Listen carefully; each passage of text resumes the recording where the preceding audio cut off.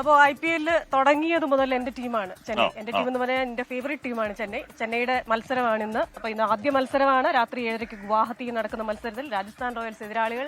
ഏറ്റവും സന്തോഷം തരുന്നത് സഞ്ജു സാംസൺ ചെന്നൈയിലേക്ക് വന്നു എന്നുള്ളത്. സ്ഥല ദർശനമുണ്ടാകില്ല, പക്ഷേ ചേട്ടൻ ഷോയ്ക്കായി കാത്തിരിക്കാം.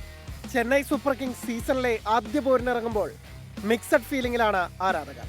അവരുടെ ഒരു വർഷത്തെ കാത്തിരിപ്പ് മുഴുവൻ തല MS ധോണി ആകെ കളത്തിലിറങ്ങുന്ന 2 മാസക്കാലം കണ്ണിറയെ കാണാനും ആഘോഷമാക്കാനുമുള്ളതാണ്. എന്നാൽ കാലിലെ പരുക്കുമൂലം ധോണി ആദ്യ 2 ആഴ്ച കളിക്കാനുണ്ടാവില്ല.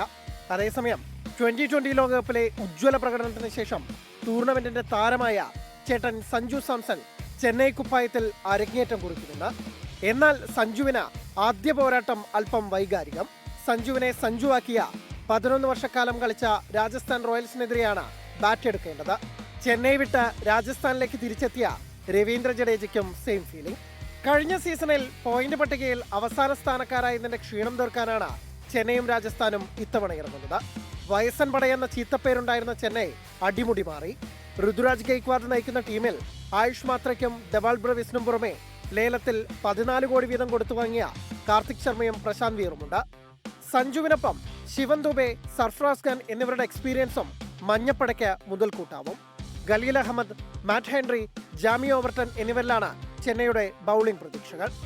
അദ്ഭുത ബാലൻ Vaibhav Suryavanshi, Yashasvi Jaiswal, captain Riyan Parag, Dhruv Jurel, Shimron Hetmyer തുടങ്ങിയ യുവതാരങ്ങളുടെ ചോരത്തിളപ്പിലാണ് രാജസ്ഥാന്റെയും പ്രതീക്ഷകൾ.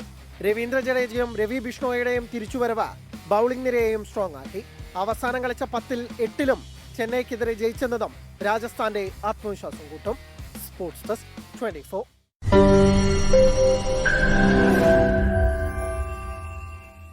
ലോകത്തെവിടെയായാലും ഏത് സമയത്തും 24 വാർത്തകളും ഓഗ്മെന്റഡ് റിയാലിറ്റി പാക്കേജുകളും എക്സ്പ്ലെയിനറുകളും വിശദമായി കാണാൻ ഞങ്ങളുടെ YouTube ചാനൽ നിങ്ങൾക്ക് സബ്സ്ക്രൈബ് ചെയ്യാം.